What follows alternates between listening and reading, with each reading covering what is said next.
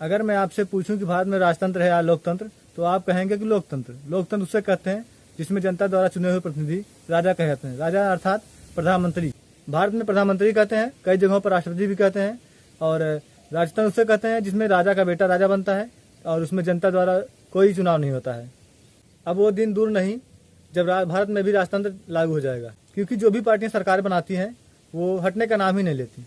चाहे वो कांग्रेस हो जो पिछले 70 साल तक राज करती रही भारत में, और अब बीजेपी है जो 2014 के बाद से ही भारत पर राज कर रही है।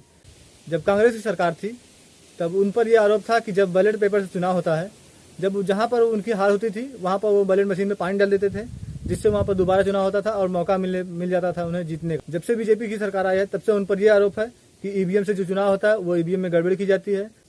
अब नई चीजें निकल कर आई है, वो ये है कि चुनाव आयोग पर आरोप लगा है कि चुनाव आयोग जो फर्जी वोट डलवाता है विपक्ष की पार्टी यानी कि बीजेपी को, और विपक्ष के वोट को काटती है। बिहार में कुछ ही महीनों बाद चुनाव है और सभी पार्टियां अपने प्रचार के लिए काफी जोरों से लगी हुई हैं। और सभी पार्टियां बच्चों से, नौजवानों से, महिलाओं और बुजुर्गों को लेकर, किसानों को लेकर काफी वादे कर रही हैं और सभी के खातों में हर महीने पैसे देने की बात कर रही है। एक पार्टी ऐसी है जो वादे नहीं करे बल्कि वो काम करने का काम कर रही है, वो बीजेपी पार्टी है जो सभी के खातों में 10-10 हजार रुपए डाल रही है और लोगों को यह आश्वासन दिला रही है कि मेरी सरकार बनने पर सभी गरीब अमीर बन जाएंगे। और वो पिछले 5 सालों में वो ना के बराबर काम किया है और वो सारे पैसे बचा करके अब वो चुनाव में लगा रही है। और वो अभी सरकार में है इसलिए वो बांट रही है, और जो सरकार में नहीं है वो वादे कर रहे हैं।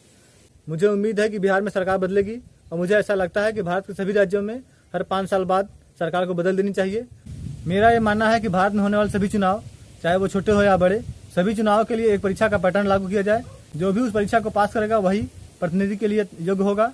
अगर आप मेरी बातों से सहमत हैं तो लाइक सब्सक्राइब जरूर करें और मिलते हैं अगले वीडियो में और बड़ी जानकारी के साथ। तब तक के लिए जय हिंद, नमस्कार।